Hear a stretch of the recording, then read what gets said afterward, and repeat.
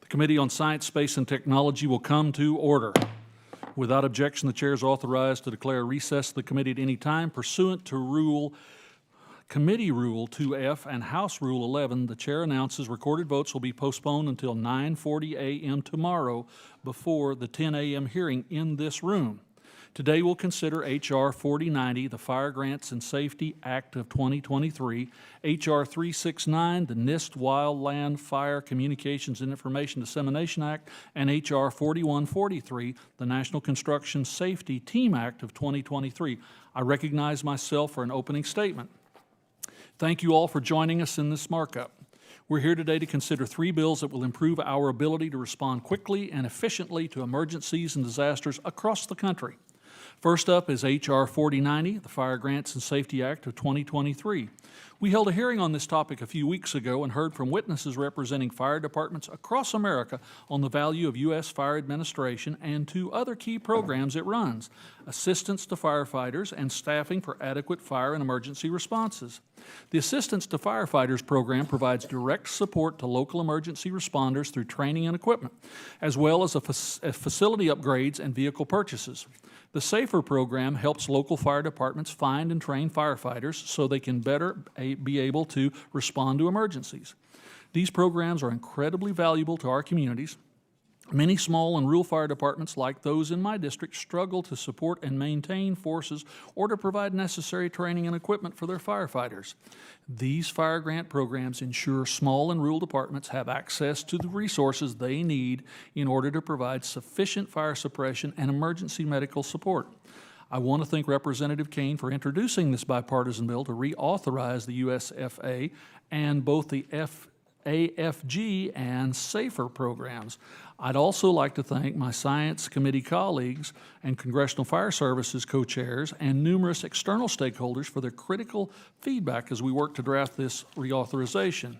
Next is H.R. 369, the Wildlands Fire Communications and Information Dissemination Act. This bill, introduced by Representative Young Kim of California, was directly informed by feedback from first responders who have encountered communications problems while fighting wildfires. We're right in the middle of wildfire season. I know this is a critical issue for many of us on this committee. Oklahoma may be better known for its tornadoes, but wildfires burn hundreds of thousands of acres of land in my home state every year. First responders there face unique communications challenges, particularly in rural and tribal areas where wireless and broadband coverage is extremely limited. Delays and failures during emergency response operations could have catastrophic and fatal consequences. It is critical to ensure that our ability to share information during emergencies is instant, resilient, and redundant. This bill helps us build stronger systems by directing the National Institutes of Standard and Technology to research and improve communications coordination standards among firefighters, fire management response officials, and the National Interagency Fire Center. It also requires NIST to carry out live and virtual field testing of equipment, software, and other technologies to improve communications during wildfires. These measures will give our first responders better tools to fight wildland fires, helping to save lives and prevent unnecessary property damage. So I urge you all to support this bipartisan bill. The last bill on our agenda today is one sponsored by our ranking member, the National Construction Safety Team Act of 2023. The National Construction Safety Act is a program run by NIST to investigate major building disasters and failures so that we can better adapt construction standards in the future. Following NIST's investigation of the Twin Towers collapse after September 11, they issued recommendations that have significantly impacted how we design and construct buildings, making them safer and more durable. Currently, NIST is investigating the 2021 collapse of the Surfside Towers in South Florida, which killed nearly 100 people. And while NIST does exceptional work in these investigations, their scope is limited to building failures. Ranking Member Lofgren's bill would expand that authority to general infrastructure failures, which currently aren't investigated in this way. This is a smart bill that will ensure we utilize NIST's unique expertise to better understand any failures in buildings, roads, bridges, dams, and other infrastructure, and most importantly, develop better practices and guidance so we can avert future tragedies. Just like the other 2 bipartisan bills before us today, this is a common sense, practical policy that supports science and innovation to improve people's lives. and I'm proud to join Ranking Member Lofgren as an original co-sponsor of this legislation, and I'm looking forward to reporting it out of committee today along with our other two bills. With that, I yield to the gentlewoman from California for her opening remarks. Well, thank you, Chairman Lucas. And as you've mentioned, the Science Committee is going to mark up these three good bipartisan bills. Each will make our communities safer by better equipping us to deal with threats from fire and infrastructure failure. As you've mentioned, first on the roster, 4090, the Fire Grants and Safety Act, reflects the Science Committee's sustained and long-term support for our nation's firefighters. We're committed to ensuring that our first responders have the training, equipment, and staffing necessary to provide their communities with life-saving services. This legislation provides these brave men and women with vital resources, and I'm very proud to be an original co-sponsor. The next bill, the NIST Wildland Fire Communications and Information Dissemination Act, is so important. It builds on NIST's strengths to better address the growing threat of wildland fires across our country. Now, our cutting-edge federal research programs at NIST can provide improvements to the communication and data systems that are used by first responders. These first responders are on the front lines battling the intense climate change-driven wildland fires that have devastated communities in California and really across the western United States. Not only are California and the western United States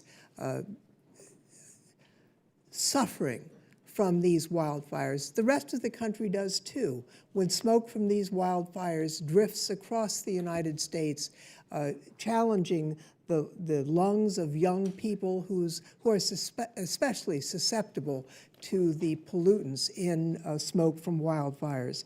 And lastly, the bill 4143, my bill, the National Construction Safety Team Enhancement Act. I want to thank the chair for co-sponsoring this bill.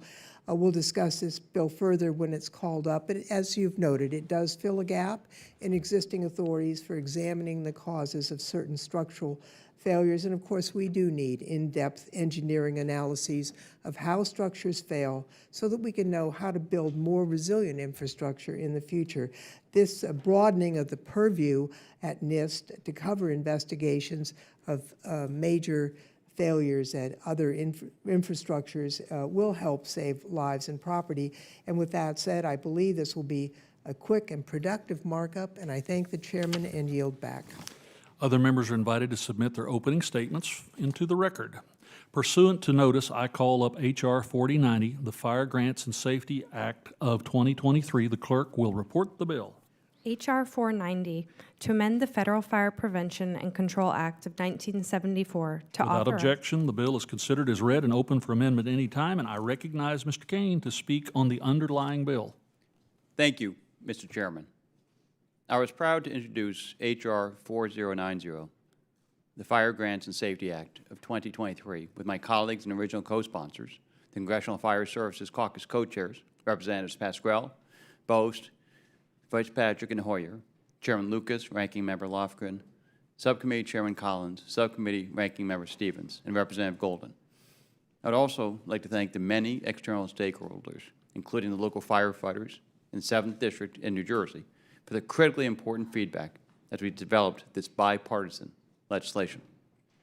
Chairman Lucas, I'd like to enter into the record the letter that the International Association of Fire Chiefs sent to you and Ranking Member Lofgren, which represents H.R. 4090, be marked up by this committee.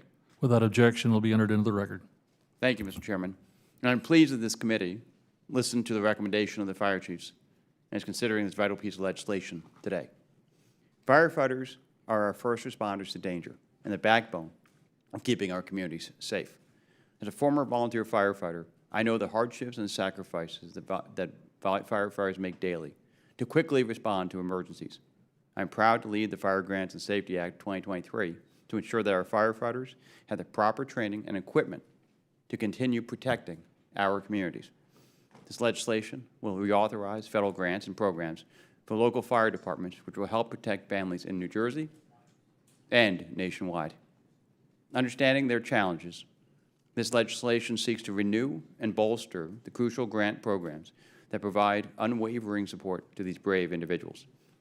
The Fire Grants and Safety Act presents a significant opportunity to provide a 5-year reauthorization for 2 critical programs: the Assistance to Firefighters Grants, AFG, and the Staffing and Adequate Fire and Emergency Response Grant, SAFER program. Additionally, it increases the funding levels for the U.S. Fire Administration.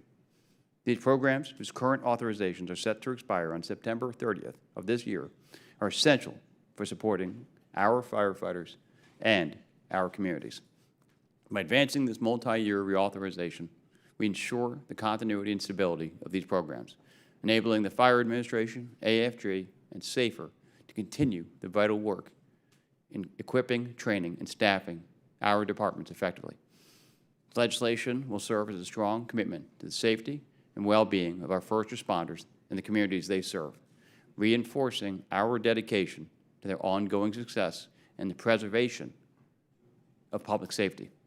This bipartisan piece of legislation demonstrates our firm commitment to the safety and the well-being of our firefighters, empowering them to overcome challenges and fulfill their mission of safeguarding our communities. Again, I want to thank my co-leads on this legislation, the external stakeholders, and Chairman Lucas for helping advance this important legislation. I yield back. Gentleman yields back. The chair now recognizes Ms. Stevens to speak on the underlying bill for 5 minutes. Thank you, Mr. Chair. I am so proud to co-sponsor H.R. 4090, the Fire Grants and Safety Act, and am delighted that it is bipartisan, and thank my colleague, Mr. Kane, for his nice remarks and overview of this critical legislation. And it is also a real privilege to do this under our ranking member's leadership, Ms. Lofgren, as she knows and understands very intimately the importance of fire safety. As we reflected in committee in Michigan, it has just been a tough year for fires in the state of Michigan. And only just a handful of months into 2023, and we've experienced an 11% increase in fires as compared to this time of year in the last 5-year average in the state of Michigan. And I would like to take a minute to just salute the hardworking men and women who comprise our fire departments and make them work for the communities and the individuals, the everyday Americans who rely on their success. Fire Chief John Leroy in Bloomfield Hills Township led his department through just a catastrophic fire mitigation for the Oakland Hills Country Club. I had the privilege of not only visiting with them, but putting on their gear, and it is heavy, and riding in their fire truck throughout the beautiful township of Bloomfield Hills. Mr. Greg Flynn, the fire chief of West Bloomfield, who visited my office, along with Chris Stockland of Canton Township, an area that I was so pleased to represent for 4 years in the Congress, and we were delighted to see Canton utilize these firefighter grant programs to modernize and to upgrade their technology. And that's what this is all about. The Science Committee, through our great prowess of technology and innovation reach, also does authorize and oversee this segment of the United States government, and the AFG and the Staffing for Adequate Fire and Emergency Response Grant programs, otherwise known as SAFER. This is what makes our community go round, and this is what allows Fire Chief Leroy, Flynn, and Stockland to succeed in their everyday work. And as I'm in district hosting workshops and community engagements, our firefighters show up. They show up to get a deeper understanding of the grants that they can provide. And as we all know, or grants that they can apply for, and as we all know on this committee, our work has a great intersection with workforce training. And AFG is providing the critical training and equipment for eligible fire departments, emergency medical service organizations, and state fire training academies. SAFER helps communities meet staffing needs, and particularly, that's just so dire today. So the USFA funding under H.R. 4090, this great bipartisan legislation that is being marked up, and I encourage its passage today, today on our committee is showcasing really the best of Congress. It's going to support efforts to prepare firefighters for climate-driven increase in wildfires. Again, something that our ranking member Lofgren knows a thing or two about, coming from the state of California. This is advancing PFAS-free material alternatives to protect firefighters from cancer-causing chemicals. And it's enabling essential data modernization and upgrades to the National Emergency Response Information System. This legislation is going to benefit Americans in each and every district across this country. And more to the point, failure to reauthorize these programs will put lives and property at risk. So I look forward to working with the legislation's bipartisan co-sponsors in both bodies of Congress to move it to the president's desk for signature this year. Again, I encourage all of my colleagues to support this bill, and I yield back the balance of my time. Thank you, Mr. Chair. With that, the gentlelady yields back. Does any other member wish to be recognized to speak on the underlying bill? The gentlelady from Ohio is recognized for 5 minutes. Thank you, Mr. Chair, and I am honored to be able to lend additional remarks to H.R. 4090, the Fire Grants and Safety Act of 2023. And I want to thank you, Mr. Chair, as well as Ranking Member Lofgren, for convening this markup on this very important piece of legislation. I've said before in our hearings, one of the best parts of being a member of Congress is seeing how the work that we do actually impacts those who we represent in our communities and across the country. And it is certainly true with this bill that this bipartisan piece of legislation will do just that. It will reauthorize the U.S. Fire Administration, but also dramatically increases the authorization for critical programs like staffing and adequate fire and emergency response grants, or the SAFER grants, to assist our firefighting communities. Prior to our Research and Technology Subcommittee hearing last month, my staff and I checked in with firefighters and departments across Ohio's 13th Congressional District, and they universally told us how important these grants are, how they'll be able to respond to emergencies, that we depend upon them for because of this critical federal funding. We heard from witnesses last month who echoed the same sentiment, including Ohio's State Fire Marshal, Kevin Reardon, but they also wanted to make sure that we understood why it was important for the federal government to step in here, and that they didn't just have to rely on private fundraising and car washes and such to make sure that they had the things necessary in order to protect themselves. So that's why I'm proud in 2020 and 2021, 649 Ohio fire departments received these funding opportunities, as well as specifically in Ohio 13. Jackson Township received $340,000, in Canton City, $329,000, in Akron, $320,000, and in Monroe Falls and Fairlawn, they received $60,000 and $47,000 respectively. As a member of the Ohio General Assembly, before I turned my sights to Congress, I had the opportunity to participate in the Fire Ops program through the Ohio International Association of Professional Firefighters. And it was a program that brought elected officials across the state to our training grounds in Reynoldsburg, Ohio, to learn about what it's like to be a firefighter. They put us in fire gear. They had us climb ladders. We entered a burning building. We had to pull bodies out of buildings in order to see exactly what it was like and how we could see firsthand how we could better support them. And one of the things that stood out so much was the need for protective gear and equipment so that our officers, our firefighters who were going into these buildings with things that were cancerous and carcinogens were not getting in their lungs. As we all know, firefighters experience higher rates of cancer as one of their hazards, workforce hazards, and that part of the program was especially important to me. My handler, a gentleman named Russ Brode, who was the former president of Akron Local 330, joked with me as I climbed up the top of the ladder, and I said, I think I'm ready to join the fire department, and then he told me I was too old. Now I'm a member of Congress, so. But what is, again, most striking is that Russ is no longer with us. He died about 3 years ago on June 13th from non-Hodgkin's lymphoma, cancer-related cancer related to his work and the line of duty as a firefighter.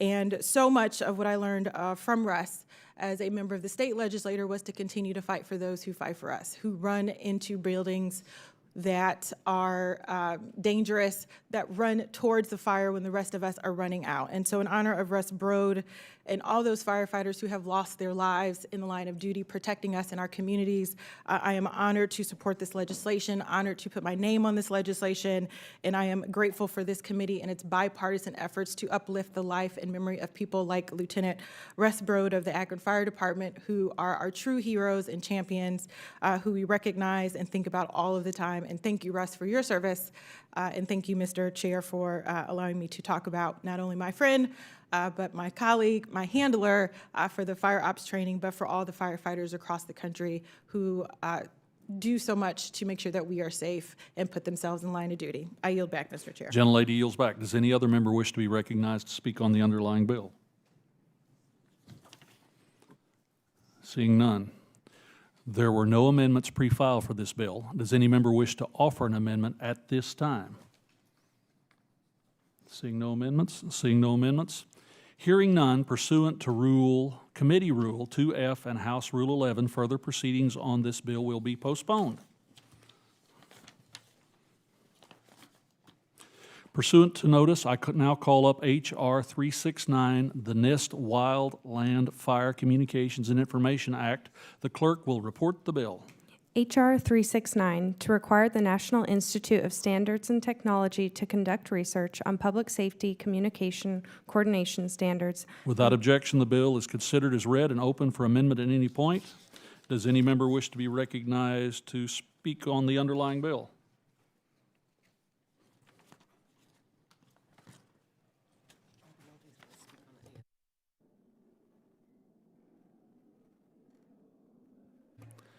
If there's no further discussion on the underlying bill, we will proceed with amendments. The first amendment on the roster is an amendment in the nature of a substitute that was noticed on Friday and offered by Mr. Obernolte. The clerk shall report the amendment. Amendment in the nature of a substitute to H.R. 369, offered by Mr. Obernolte of California. Without objection, the amendment is considered as read, and I recognize Mr. Obernolte to explain the amendment.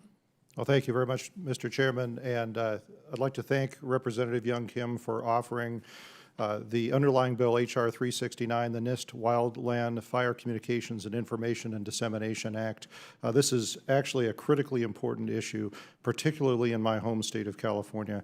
In California, we've experienced the two worst fire seasons in the history of the state in the last few years, and all of the data that we have indicates that that's just going to get worse in the future. The district that I represent is a very rural district that frequently experiences these wildfires, and I can tell you what a poignant experience it is to watch a wildfire advancing toward your home community, which I've had the unfortunate experience of doing several times over the last few years. In fact, last year, the wildfire came within about 1.5 miles of my hometown of Big Bear Lake, which is completely surrounded by national forest.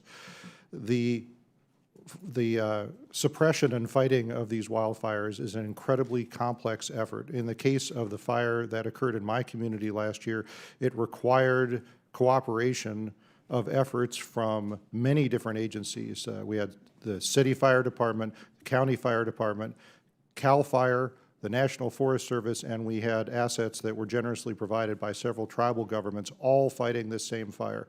So the coordination between these agencies are incredibly important. When you've got a DC-10 dropping water on one part of a fire complex, helicopter firefighting assets dropping water on other parts, hand crews and ground crews creating fire breaks. You need to make sure that all of these assets are coordinated and that one strategic plan is being followed to fight the fire.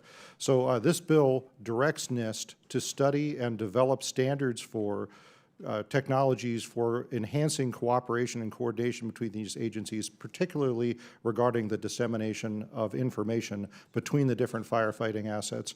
This is going to meaningfully improve our ability to fight these fires, which all of the data we have indicates that they're going to continue to get worse. This amendment, in the nature of a substitute that I've offered, makes technical corrections to the bill that have been suggested by our stakeholders. I believe that they do make the bill better, and I would respectfully request support for my ANS and the passage of the underlying bill. And with that, Mr. Chairman, I'd like to again thank Representative Kim for introducing the bill, and I'd ask unanimous consent that her statement and letter be entered into the record. Without objection, so ordered. Thank you, Mr. Chairman. I yield back. Gentleman yields back. The chair now recognizes the ranking member for 5 minutes. Thank you, and I want to thank Mr. Obernolte for his amendment in the nature of a substitute. As he's mentioned, this supports NIST's longstanding mission to drive innovation in advanced public safety communication technologies. It would require NIST to conduct field testing to improve information dissemination and develop standards for the delivery of real-time data. Recommendations that result from this work will help ensure that the nation's fire services can continue to effectively address wildfires across the country. And as the gentleman has mentioned, the state of California has been particularly beset by these wildfires. I'm grateful that he has reached out to the International Association of Fire Chiefs and got additional technical assistance from NIST so that this amendment actually improves the underlying bill.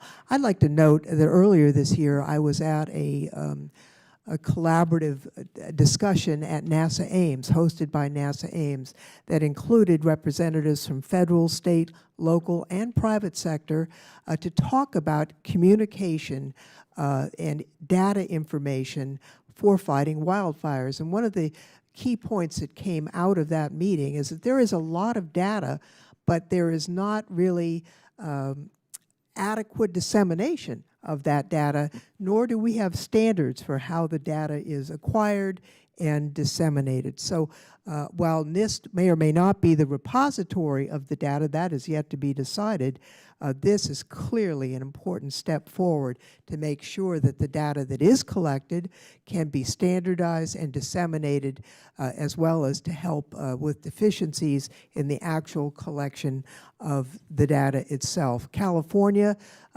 toggles between drought and flood, and then from flood to abundance of vegetation, and then to wildfires. So I hope that this bill will pass quickly through our House and the Senate and go to the President for his signature. It's important, and with that, I yield back.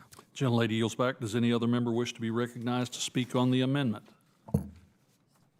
Gentlelady from Michigan is recognized for 5 minutes. Thank you, Mr. Chair, and thank you to the congressman from California for his improving amendment for this important legislation, H.R. 369, the NIST Wildland Fire Communications and Information Dissemination Act. I think our ranking member hit it right on the head about the need for data collection. And also, just to be clear, we've seen the wildfires in the West and its impacts not to the state of California and to other western states. And we now are seeing these wildfires in Michigan, in northern Michigan, and in areas that really had never been subject to this. And we had wildfires to the country north of us in Canada, and air quality being impacted. And just this past month, the Michigan Department of Environment issued air quality alerts for all of southeast Michigan due to the increase in fine particulates that are caused by these wildfires. And so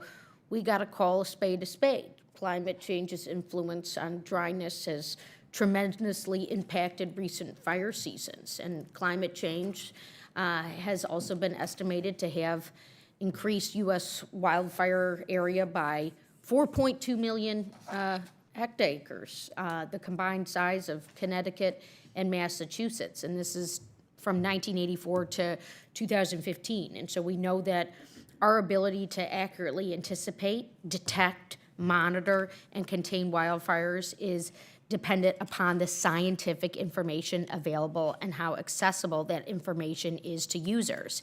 And that's just simply why we need the NIST Wildland Fire Communications and Information Dissemination Act. This bill is going to encourage research to focus on improving and integrating existing communication systems to allow for secure real-time transmission of data, alerts, and advisories to fire management officials and wildland firefighters. And the legislation also encourages live and virtual field testing and measurement, NIST's great activity, measurement of equipment, software, and other technologies to develop standards for information dissemination, as well as providing recommendations to the member agencies of the National Interagency Fire Center on how to improve communications during wildland fires. So this is NIST at its best. This is frankly why there's such great stewardship of this agency and this committee. And again, I salute my colleagues on both sides of the aisle. I encourage the support of this amendment and the underlying bill, and I yield back the balance of my time. Gentlelady yields back. Does any other member wish to be recognized to speak on the amendment? Seeing none. If there's no further discussion on the amendment, and since it is an amendment in the nature of a substitute, we'll move on to and consider any other amendments. There were no other amendments pre-filed for this bill. Does any member wish to offer an amendment at this time? An amendment? Hearing none, there will be a vote on the amendment in the nature of a substitute. All those in favor say aye. All those opposed, nay. The ayes have it. The ayes appear to have it. The ayes appear to have it. The ayes do indeed have it, and the amendment is adopted. Pursuant to Committee Rule 2F and House Rule 11, further proceedings on this on this bill will be postponed. Pursuant to notice, I now call up H.R. 4143, the National Construction Safety Team Act of 2023. The clerk will report the bill. H.R. 4143, to amend the National Construction Safety Team Act to enable the National Institute of Standards and Technology. Without objection, the bill is considered as read and open for amendment at any point. I now recognize Ms. Lofgren to speak on the underlying bill. Thank you, Chairman Lucas, and thank you for your support this morning and for working with me to develop this legislation. Earlier this year, massive flooding along California's central coast left communities across the state vulnerable. In the district I represent, the Pajaro River's levee failed, and it forced over 1,500 people to evacuate and put thousands of homes at risk. In May, I joined Representative Panetta and Senator Padilla, along with Senator Feinstein, in calling upon the Army Corps of Engineers to provide emergency assistance to help with the levee. As with this small rural community in my district, the climate crisis continues to put massive strains on aging infrastructure across the United States. We have to do more to understand the causes of destructive and life-threatening events like the Pajaro River levee failure to make sure it doesn't happen again. Unfortunately, there's currently no agency authorized to conduct thorough technical investigations of failures of general infrastructure like levees in order to improve engineering standards used to design and maintain them. When it comes to buildings, NIST has been charged by Congress with conducting such investigations. This bill authorizes NIST to dispatch experts to investigate major building disasters in order to improve a scientific understanding around these failures and inform engineering standards. And just this last week, an article in the New York Times discussed NIST's preliminary findings in the important investigation of the tragic collapse of the condominium in Surfside, California. That's existing law. Now, this bill expands existing law to allow NIST to conduct investigations for failures of other structures, things other than buildings, in order to improve the safety and resilience of U.S. communities. The bill also authorizes annual dedicated funding to keep a standing team that can quickly respond to major structural failures.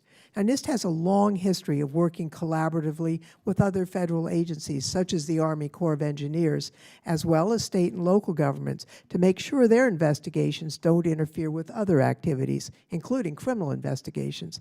That will remain the case with this expanded authority. I'd like to thank the stakeholder community for providing thoughtful feedback to strengthen this bill. And I also want to thank Chairman Lucas again for his bipartisanship, and I urge the members of this committee to support this common sense legislation. I yield back. Gentlelady yields back. I now recognize myself to speak on the underlying bill. The bill empowers NIST to expand its investigations to include failures of critical structures other than buildings to help prevent future tragedies. This legislation builds off of authorities NIST received after 9/11 to conduct technical investigations of building failures and ensure these efforts do not impede upon criminal or other law enforcement investigations. I'd like to thank the ranking member, Lofgren, for her leadership of this bill. I encourage members to vote yes on H.R. 4143, which ensures NIST can utilize its unique expertise to conduct these technical investigations on major failures of infrastructure, and I yield back the balance of my time. Does any other member wish to be recognized to speak on the underlying bill? The gentlelady from Oregon is recognized for 5 minutes. Thank you, Mr. Chairman, and thank you to Ranking Member Lofgren. I'm honored to represent the 1st Congressional District, which includes the mouth of the Columbia River. It's a very trade-dependent district, and it's very important for the vessels to be able to get into the Port of Portland safely through the often very dangerous mouth of the Columbia. The north and south jetty at the mouth of the Columbia River are critical. They minimize the navigation channel maintenance, and they also make passage safer for the vessels that are transitioning between the Pacific Ocean into the Columbia River to the Port of Portland. So the jetties are a very, very important infrastructure that I didn't realize how important they are, or how massive they were until I saw them from a helicopter. So I just want to thank the chair and the ranking member for focusing on infrastructure more broadly and the importance of maintaining it as we face the climate crisis. And this is critical. I appreciate this legislation, and I'm proud to support it, and I yield back. Thank you, Mr. Chairman. Gentlelady yields back. Does any other member wish to be recognized to speak on the underlying bill? Seeing none, there were no amendments pre-filed for this bill.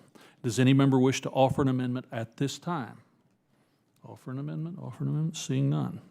Hearing none, pursuant to House Rule 2F and Committee Rule 2F and House Rule 11, further proceedings on this bill will be postponed. If there is no further discussion, we will reconvene in this room tomorrow morning at 9:40 a.m. to conduct the postponed roll call votes. With, I believe, 18 of our members serving on one or two other committees, we're attempting to facilitate everyone's participation. We'll have 3 roll call votes, and we will move promptly and then proceed in at 10 o'clock to our hearing. The chair recognizes the gentlelady. Did the chair say 9:30 or 9:40? I stand corrected. I should have said 9:40. Thank you, sir. And we will then convene the hearing at 10 o'clock. See you promptly, all. And with that, the committee stands in recess.